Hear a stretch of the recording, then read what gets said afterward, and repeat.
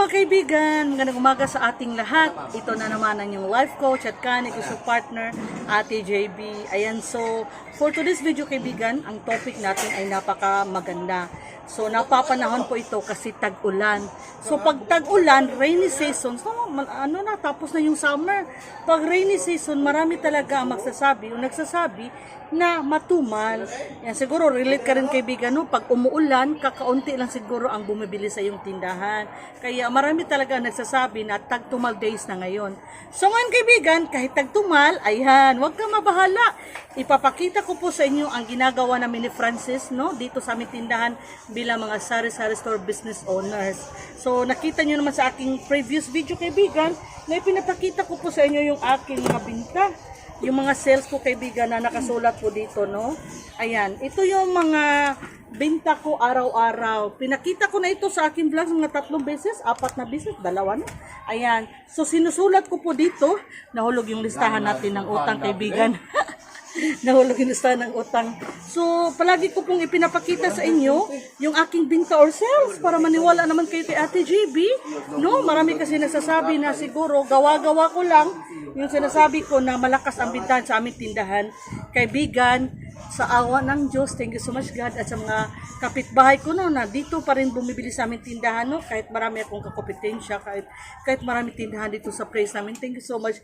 Malakas pa rin po ang bintahan ni Ate JB dahil sa mga bagay-bagay na ginagawa namin ni Francis, no, bilang mga sari-sari store owners. Kaya ng kaibigan, gusto kong ibahagi sa inyo, ipaalam sa inyo, dahil gusto ko na kayo rin po, no, ay magkaroon ng malaking binta. Teka lang ha, may dumaan ang motorcycle kaibigan. Ayan, so gusto ko kaibigan na kayo rin po ay magkakaroon ng malaking benta. The more benta, more sales, of course, malaki yung kita, mas malaki yung profit natin. So ano bang dapat natin gawin para kahit pa maraming nagsasabi na tag-tumal days kasi tag-ulan na, no? Makabinta pa rin tayo ng malaki, no? Kahit marami pa tayong kakompetensya, kahit tagtumal, makabinta pa rin po tayo ng malaki. Ipapakita ko po sa inyo, papalam ko sa inyo. Actually, maraming beses na ako nakagawa ng video na medyo katulad nito. At alam ko, marami pa sa inyo ang hindi nakakakita or nakarinig, no? At mabigyan na rin ako ng extra tips, no? Aside from paano natin mapalakas yung ating bintahan, magbibigay ako sa inyong another tip. Napakahalagang tip. Importante kaibigan, no? Na sasabihin ko sa dulo ng aking video. Kaya sana panoorin niyo po ito dahil makakatulong po ito sa inyo. Importante po ang bagay na sasabihin ko sa dulo ng aking video. Kaya kaibigan, tara, samahan niyo si Ate JB. Ipapakita ko po sa inyo kung paano natin mapapalakas yung ating bintahan. Kahit ba marami ang nagsabi na ngayon ay tagtumal days. Mahalaga po ito kaibigan para tiyak na lalago yung ating sari-sari store business. Ayan mga kaibigan, maraming nagtatanong kay Ate JB, no, bakit daw malakas yung aking bintahan? Ayan, bakit daw malaki yung aking benta or sales araw-araw? Palagi ko kasing pinapakita kaibigan, no, na malaki yung ating sales. Ayan, tingnan nyo, no. Ito yung sales natin araw-araw. Nakasulat po yan kaibigan. Ang pinakamalaki ko sa June 28, tingnan nyo, naka 10,000 si Ate JB. Sunday kasi yan kaibigan. Maraming nag-inuman sa Sunday. So kahapon, Thursday? Yeah, Webes kahapon, ngayon ay Friday. So sa Webes, ito, hindi pala June pala yan. Ito pala, kahapon ay July 2, ayan. So July 2 kaibigan, ngayon ay 4,000. Half day lang kasi tayo po ay namalingki kahapon. Hindi half day, mga 3/4 lang sa day. So bakit? Sa July 1, naka 6,000 tayo mahigit. Bakit? Kasi nga kaibigan, halos kompleto yung aking tindahan. Halos kompleto, hindi kompleto kasi hindi ako nagtitinda ng feeds. Ayan, so tingnan nyo naman, kahit marami pa naman yung ating tindahan at kaka-deliver lang ni grocery. Ito ang resibo ng grocery kaibigan, papakita ko sa inyo. Nahulog tuloy yung picture. Tingnan. Ito si grocery kaibigan, nag-deliver si grocery kay Ate JB. Ayan. Ayan, so ito yung resibo ni grocery, and then just 2 days after ni grocery, ito na naman si Pure Gold, 7,000. So ito yung 7,000 na amount, no. Ito yung nabili natin sa 7,000 amount kay Pure Gold. So 2 transparent ng junk foods, 3 boxes po ito, 1, 2, 3 mga sabon, canned goods, mga inumin, alak.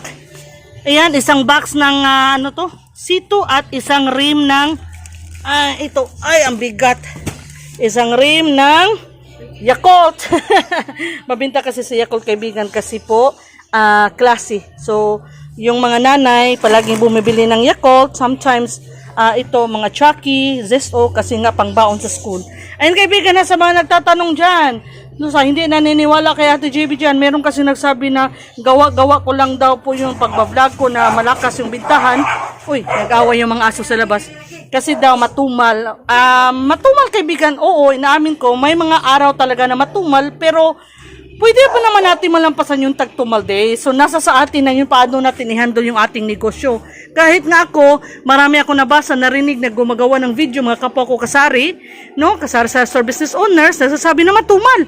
Well, kaibigan, sa awa ng Diyos, nakikita nyo naman, ang listahan ko, hindi nagsisinungaling ang listahan ni Ate GB. Nakikita nyo naman, no? Kahit matumal, ang sabi, ayan, naka 4,000 tayo kahapon, kahit serado tayo na, 1/4 of the day serado kasi namalingki, 6,000 sa July 1, oh. Ito yung mga, ito yung aking benta or sales, kaibigan, no? So, hindi ko masasabi na matumal sa aking tindahan. At isa sa mga reason, ito nga, palagi kong sinasabi, palagi akong gumagawa ng video, no? Pinapakita ko sa inyo kung paano, pinapaalam ko sa inyo paano natin mapalakas yung ating tindahan kahit tagtumal. Isa ito sa mga paraan, kaibigan. So, puno ang ating tindahan. So, paano tayo makabenta ng malaki pag may customer na maghanap? Hello, may customer sa labas, uminom ng Mountain Dew. Oh, pag si customer naghanap, Ate JB, nagtitinda po kayo ng blade. Oh, sabihin mo wala. Ay, paano ka makabenta ng malaki? Ate JB, nagbibenta kayo ng gilit? Wala. Oh, Ate JB, meron po kayong ilaw? Nagbibenta kayo ng ilaw? Wala. Pag palagi wala ang sinasabi mo ni kay customer, paano ka makabenta ng malaki? Kaya as much as possible, no, kumplituhin mo yung tindahan. Ako, nagtitinda rin ako, bili kayo nito. Wire, meron tayong mga pansahog sa ulam, mga lamas sa Bisaya, lamas, spices, dear friends, meron tayo niyan. Lalo na ito mga non-food items, yung hindi mga pagkain. Alam ko, marami sa inyo ang hindi nagtitinda ng hindi pagkain. Magtinda kayo, meron akong suklay, pangkulay ng buhok, ito talaga, Nagtitinda ka ba ng ilaw, kaibigan? Meron tayong electrical tape, kung wala ka nito sa yung tinda, may alikabok na, wanyo iba si Ate Chibi, ha? Linisin natin yan. Ayan, so si Francis naglilinis. Hello, mga soki ko sila, kaibigan, naglilinis siya ng CPU. So, kaibigan, kung lahat ng hanapin ni customer, wala kang maibigay kasi wala kang stocks, paano mo malabanan yung tumal days? So, paano ka makabinta ng malaki? Diba? Paulit-ulit na lang si Ate GB ka. Baka i-bash na naman niyo si Ate GB na, Ate GB, paulit-ulit ka na lang. Paano palakasin ang sales ngayong tag-tumal days? Paulit-ulit kasi yung iba hindi na panood yung ating nakaraang videos. Sa mga nakapanood na, maraming salamat. Lalo sa hindi nag-skip ng ads, maraming salamat. Sa hindi pa nakapanood, panoorin nyo po yung aking mga old videos, previous videos, para malaman nyo po paano natin malabanan ang tagtumal, paano tayo kikita ng malaki kahit tagtumal, paano tayo makabinta ng malaki. Palagi, spoon feeding na po ito. Palagi ko na sinasabi, ang dami ko ng resibo dito, kaibigan. Marami na akong resibo kasi nga palagi ako na-order. Pero alam ko sa inyo dyan, marami na naintindihan ko. Yung iba, gustuhin man nila mapuno yung kanilang tindahan, walang puhunan. Nanggaling po ako sa ganyang sitwasyon, mga kaibigan. Noon, 1,000 na yung puhunan ko. Nagsimula kami ng aming tindahan, 2002. So, 24 years na po yung aming tindahan. Yan, 24 years na. And then, naintindihan ko po kayo na kahit punuin nyo man po yung tindahan, hindi posible as of now. Impossible kasi maliit ang yung puhunan. Huwag po kayo mag-alala. In the long run, mapupuno rin po ang inyong tindahan, no? Kasi nga ako nagaling rin dyan. Ang liit ng tindahan ko, 1,000 ang puhunan, pero lumago. So, kung nakaya ko, makaya nyo rin, kaibigan, ha? Basta gawin nyo lang yung mga sinasabi ko at ng mga kapwa ko sari-sari store business owners. Ayan, manood kayo ng mga video, hindi lang sa akin, sa ibang pang mga content creator. No, may ganitong niche.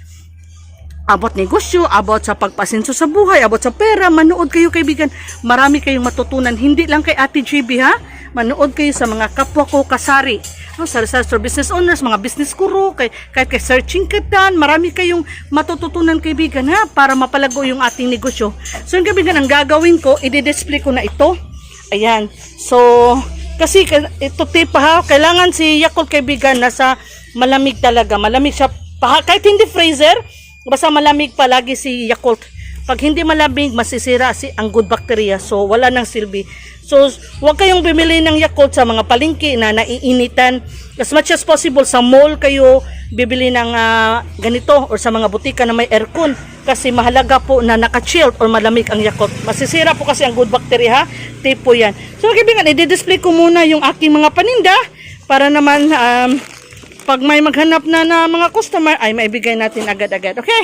Again, kaibigan ha, punuin mo ng stocks ang iyong tindahan para malabanan mo yung tag-2 days. Para kay tag-2 ay kikita ka pa rin. Makabinta ka ng malaki, kikita ka ng malaki. Okay?